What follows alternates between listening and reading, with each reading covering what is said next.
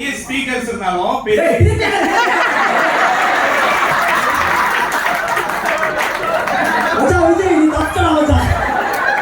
எல்லாருமே ஒரு பக்கம் இருந்தாலும் நல்ல ஒரு பிளான் எம்டிஎஸ்சியோ உருவாக்குறோம் அப்படின்னா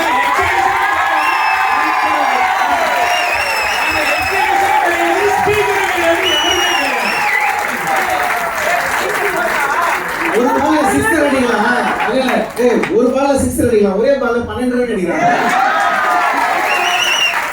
அதான் சொல்றாங்க முதல் கோணல் முற்றிலும் கோணல் என்ற மாதிரி எந்த விஷயத்தையும் பிளான் பண்ணாம அங்க பேச்சலா இருந்தாலும் வேலைக்கு ஆகாது, எக்ஸிகியூஷன் பண்ணாலும் வேலைக்கு ஆகாது.